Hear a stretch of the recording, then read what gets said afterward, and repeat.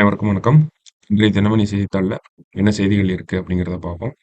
முதல் செய்தியில பார்த்தோம்னா, நமக்கு தமிழகத்துல இருக்கக்கூடிய அனைத்து அரசு பள்ளிகள்லயும் பார்த்தோம்னா, மகிழ் முற்றம் அப்படிங்கிற திட்டம் தொடங்க போறோம் அப்படிங்கிறத நம்மளுடைய பள்ளி கல்வித்துறை அமைச்சர் அன்பில் மகேஷ் அவர்கள் சொல்லியிருக்காங்க. சரியா?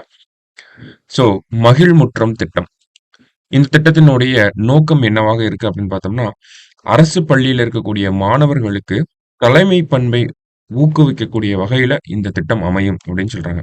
அதாவது லீடர்ஷிப் குவாலிட்டிஸை இம்ப்ரூவ் பண்றதுக்காக இந்த ஒரு திட்டம் கொண்டு வர போறோம் அப்படிங்கிறத தமிழக அரசாங்கம் சொல்லியிருக்காங்க. லீடர்ஷிப் குவாலிட்டிஸ் மட்டும்தானா அப்படின்றத பார்த்தோம்னா, நமக்கு மாணவர்கள் மத்தியில ஒரு குழுவாக இணைந்து செயல்படுதல், சமூக மனப்பான்மை, வேற்றுமைகள் இல்லாத பரஸ்பர ஆதரவு இந்த மாதிரியான முக்கியமான ஒரு சில பண்புகளை வளர்ப்பதற்காக இந்த ஒரு திட்டம் நம்மளுடைய அரசு பள்ளிகள்ல தொடங்க இருக்கு. ஓகேங்களா? இந்த திட்டம் எப்படி செயல்படும் அப்படின்னு பார்த்தோம்னா, மாணவர்கள குழுக்களாக பிரிக்க போறாங்க. அந்த குழுக்களுக்கு குறிஞ்சி, முல்லை, மருதம், நெய்தல், பாலை என அந்த குழுக்களுக்கு பெயர்களை அமைத்து, ஒவ்வொரு குழுக்கும் ஒரு தலைவர், ஒவ்வொரு குழுவிலும் அமைச்சர்கள் என இந்த மாதிரி தான் மாணவர்கள பிரிக்க போறாங்க. சரிங்களா?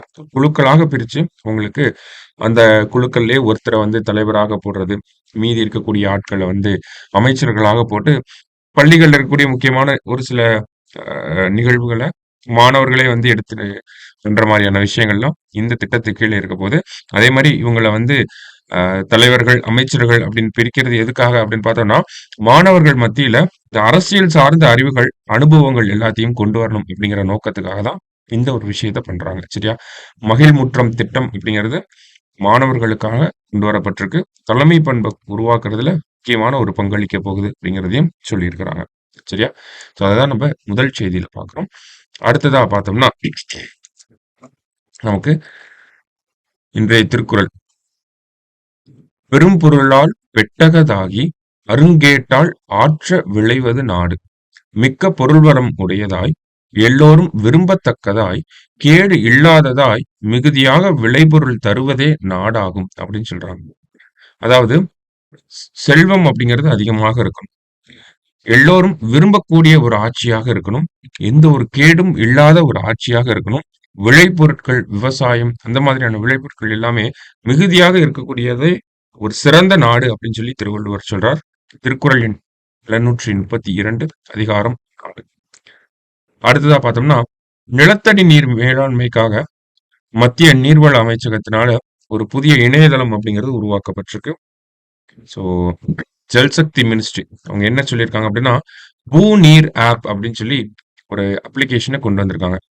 இந்த அப்ளிகேஷன் எதுக்காக பயன்படும் அப்படின்னு பார்த்தோம்னா, நிலத்தடி நீர் மேலாண்மை அதற்காகவும் அந்த கிரவுண்ட் வாட்டர் மேனேஜ்மெண்ட், அடுத்தது நிலத்தடி நீர் பயன்பாட்டுக்கான அனுமதி விண்ணப்பங்களை வந்து நிர்வகிப்பதற்காகவும் இந்த ஒரு இணையதளம் செயல்பட போகுது அப்படிங்கிறத சொல்லியிருக்காங்க.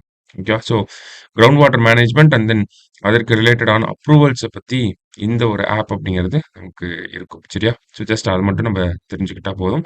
பெரிய அளவில் அதுல வேற எதுவும் கிடையாது. வேற என்ன செய்திகள் இருக்கு அப்படின்னு பார்த்தோம்னா, பிரசார் பாரதியின் புதிய ஓடிடி தளம். அதாவது பிரசார் பாரதி அப்படிங்கிறது மத்திய அரசாங்கத்துல இருக்கக்கூடிய ஒரு முக்கியமான அமைப்பு. தூர்தர்ஷன் இவங்கலாம் அதுக்கு கீழே தான் வருவாங்க. பிரசார் பாரதிக்கு கீழே. ஸோ இந்த பிரசார் பாரதி என்ன பண்ணியிருக்காங்க அப்படின்னு பார்த்தோம்னா, ஓடிடி தளம். ஓடிடி தளம் அப்படின்னு பார்த்தோம்னா நெட்ஃபிளிக்ஸ், அமேசான் பிரைம்லாம் இருக்கு இல்லையா? அந்த மாதிரியான ஒரு ஓடிடி தளத்தை இவங்களும் உருவாக்கி இருக்காங்க. அந்த ஓடிடி தளத்தோடைய பேர் என்ன அப்படின்னு பார்த்தோம்னா, வேவ்ஸ் அப்படின்னு சொல்லி பேர் வச்சிருக்காங்க. சரியா? வேவ்ஸ் அப்படிங்கிற இந்த ஓடிடி தளம். ஸோ இந்த ஓடிடி தளத்துல பார்த்தோம்னா, நிறைய ஒளிபரப்பு செய்யப்படும். நிறைய செய்தி அ சேனல்கள்லாம் இதுல இருக்க போகுது. அதே மாரி பார்த்தோம்னா, தூர்தர்ஷன் மற்றும் ஆகாஷ்வாணிலாம் இருக்கு இல்லையா? இதனுடைய பழைய ஒளிபரப்புகள்லாம் இருக்கும். பழைய நிகழ்ச்சிகள்லாம் இருக்கும். அது எல்லாமே இந்த வேவ்ஸ் அப்படிங்கிற இந்த ஓடிடி தளத்துல நமக்கு இருக்கும். யார் வேணாலும் எடுத்து பார்த்துக்கலாம் அப்படிங்கிறத சொல்லியிருக்காங்க. சரியா? வேற என்ன செய்திகள் அப்படின்னு பார்த்தோம்னா, இன்னைக்கு இருந்த செய்திகள் இதெல்லாம் தான். இதுல முக்கியமான செய்தியே இந்த மகிழ்முற்றம் அப்படிங்கிற இந்த திட்டம் தான். ஸோ இந்த திட்டத்த கொஞ்சம் நல்லா பார்த்து வச்சுக்கோங்க. சரியா? மீண்டும் நாளை செய்தித்தாள் வாசிப்பில் சந்திக்கலாம். நன்றி.